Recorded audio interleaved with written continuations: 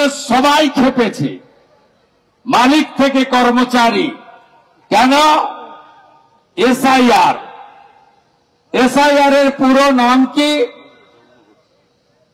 বিশেষ বা নিবিড় ভোটার তালিকা সংশোধন। এই ভোটার তালিকা সংশোধনে কি হবে? ভোটার তালিকায় যত মৃত, যত ফলস, যত ডবল ট্রিপল এন্ট্রি মানে একাধিক জায়গায় ভোটে নাম আছে, তাদের নাম বাদ চলে যাবে। এবং সবচেয়ে বড় কথা, যারা ভারতীয় নয় তাদের নাম বাদ যাবে। আমাদের পশ্চিমবঙ্গ বাংলাদেশ সীমান্তবর্তী রাজ্য, 9টি জেলা আছে বাংলাদেশের সীমান্তবর্তী এলাকাতে। এই তৃণমূলের লোকেরা, তাদের মালিক মমতা ব্যানার্জি বলেন যে তোমাদের বিএসএফ, অমিত শাহজির বিএসএফ, তোমরা ভাই কি করো? এত অনুপ্রবেশকারী আসে। আপনাদের বুথের নেতাদের জেনে রাখা দরকার, জনগণকে বলা দরকার। 2016 সাল থেকে 2014 সালে বেড়া কমপ্লিট হয়েছে। পশ্চিম ভারতের সঙ্গে বাংলাদেশের মোট বর্ডার এলাকা হল 2200 কিলোমিটার। কোন কোন রাজ্যে আছে? মেঘালয়, মিজোরাম, আসাম, ত্রিপুরা আর পশ্চিমবঙ্গ। পশ্চিমবঙ্গে কত কিলোমিটার বাংলাদেশের সঙ্গে? 2200 কিলোমিটার। এই 2200 কিলোমিটারের মধ্যে মমতা ব্যানার্জিকে 16 সাল থেকে, আগে রাজনাথ সিংজি, বর্তমানে অমিত শাহজি এবং সচিব পর্যায়ে বেড়া দেওয়ার জন্য জমি চাওয়া হয়েছে।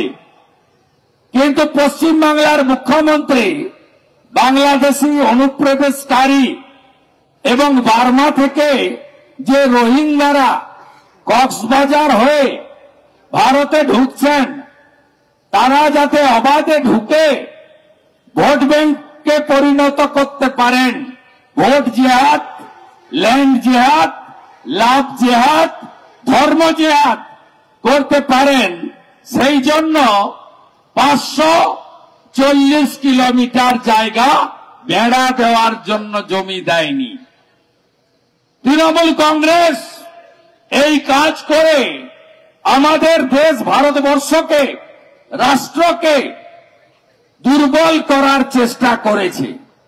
আর বেড়া না থাকার কারণে আমাদের বিএসএফ এর জওয়ানরা চৌকি লাগিয়ে সেখানে এই অবৈধ অনুপ্রবেশকারীদের আটকানোর ক্ষেত্রে প্রতিবন্ধকতা তৈরি হয়েছে।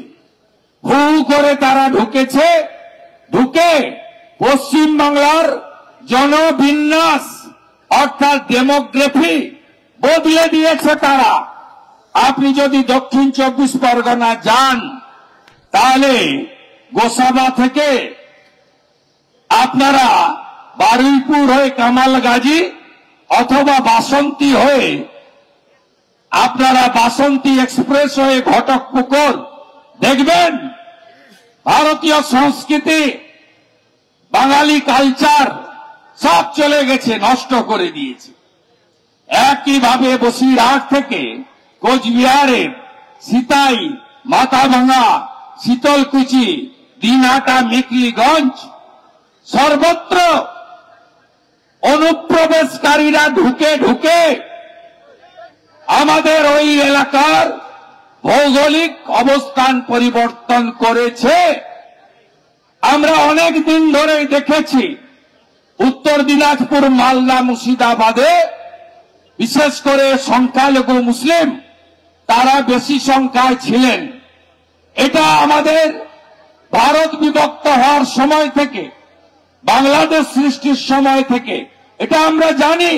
তো আজকে হাওড়া জেলা, হুগলি জেলা, পূর্ব বর্ধমান জেলা, বীরভূম জেলা, নদিয়া জেলা, দক্ষিণ 24 পরগনা জেলা, উত্তর 24 পরগনা জেলা, দক্ষিণ দিনাজপুর জেলা এবং কিছুটা জলপাইগুড়ি জেলা আজকে কিভাবে জনসংখ্যার পরিবর্তন হয়েছে আপনারা চোখে না দেখলে বিশ্বাস করতে পারবেন না। তাই এসআইআর-এ 2002-এর ভোটার তালিকার সঙ্গে 2025-এর ভোটার তালিকার যে লিঙ্ক হয়েছে তাতে হুগলি মেদিনীপুরের মতো বর্ডার এলাকার জেলা নয়, এখানে 70% লিঙ্ক হয়েছে, 70-72। আর বর্ডার ডিস্ট্রিক্টে 50% লিঙ্ক হয়নি। 2,40,00,000 ভোটারকে প্রাথমিকভাবে লিঙ্ক করা যায়নি। এদের একটা বড় অংশ বাংলাদেশের মুসলমান, এরা ভারতীয় নয়, এদের নাম ভোটার তালিকায় থাকবে না। কিন্তু ভারতীয় মুসলিম যারা, তাদের কোনো চিন্তা নেই। এখানে মাজেদ ভাই ছিলেন, এমন অনেকে আছেন। ভারতীয় মুসলিমরা তারা সুরক্ষিত, তাদের 2002-এ বাপ ঠাকুরদার নামও ছিল, 2025-এর লিঙ্কেও তাদেরকে পাওয়া গেছে। তাই আমার যারা BLA 2 এসেছেন বুথ সভাপতিরা, আপনাদের কাছে আমার বিনীত আবেদন, শুধু বিজয় করে কোলাকুলি করে বাড়ি গেলে হবে না। এসআইআর হলো সেমিফাইনাল। দেবী মা দুর্গা অসুর নিধন করেছিলেন। আজকে বাংলায় তৃণমূল রূপী, মমতা রূপী এই অসুরদেরকে ধ্বংস করতে গেলে 26-এর ফাইনাল নির্বাচনের আগে এসআইআর-এর সেমিফাইনালের নির্বাচনে মৃত, ভুয়া, ডবল ট্রিপল এন্ট্রি এবং বাংলাদেশের মুসলমান একটা নামও রাখতে দেওয়া যাবে না। বড় বড় কথা আটকে দেব, আমার বাড়িতে নাকি 1 লাখ লোক নিয়ে যাবে। আসুন, আমি আমাদের কর্মীদের বলবো, আপনারা কোনো অশান্তিতে জড়াবেন না। তৃণমূলের ক্ষমতা থাকলে লড়াই করুক ইলেকশন কমিশনের সঙ্গে। বাবা সাহেব আম্বেদকর সংবিধানের 324 থেকে 329 পরিষ্কার ক্ষমতা দিয়ে গেছে ভারতের নির্বাচন কমিশনকে, যে আপনারা যা মনে করবেন তাই করবেন। আপনারা যারা বিজেপি কর্মীরা যারা সরাতে চান এদের, আপনাদের কিছু নয়। ভোটার তালিকা বানানোর দায়িত্বটা ইলেকশন কমিশনের। আপনার দায়িত্ব নজরদারি করা। কালকে যেমন খড়গপুরের কর্মীরা ধরে দিয়েছে 8 জন বিএলওকে, তৃণমূল তার মিটিং এ নিয়ে গিয়ে পরিচয় করাচ্ছে, এই নজরদারি ছোট চৌকিদারের কাজ BLA 2 বিজেপির লোকেদের করতে হবে। খবর দেবেন, ব্যবস্থা নেওয়ার দায়িত্ব আমার শ্রমিক ভট্টাচার্য সুকান্ত মজুমদারের। আমাদের দায়িত্ব। কালকে 8টা চোরকে ধরেছি আমরা খড়গপুরে। এই কাজটা আমরা করব, লড়াইতে আপনারা যাবেন না। সুস্থ থাকুন, জিততে হবে, ভোট করতে হবে। লড়ুক ওদের ক্ষমতা থাকলে ইলেকশন কমিশনের সঙ্গে। আমরা দেখতে চাই আপনাদের কত বড় ক্ষমতা। আর আপনার কি, যদি ভোটার তালিকা তৈরি না হয় ভোট হবে না। ভোট যদি না হয় MLA নির্বাচিত হবে না। MLA যদি নির্বাচিত না হয় মন্ত্রিসভা গঠন হবে না। মন্ত্রিসভা যদি গঠন না হয় তাহলে কি হবে বন্ধু?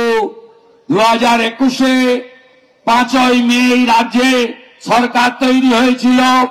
4 মে রাত্রি 12টার মধ্যে যদি পশ্চিমবঙ্গে নতুন মুখ্যমন্ত্রী তার মন্ত্রিমণ্ডল শপথ না নেয়, রাত্রি 12টার পরে কাউকে কিছু করতে হবে না। রাজভবনই হবে মালিক, রাষ্ট্রপতি শাসন হয়ে যাবে। কাউকে দাবি করতে হবে না, কাউকে দাবি করতে হবে না। তাহলে আপনার কি? No SIR, no election.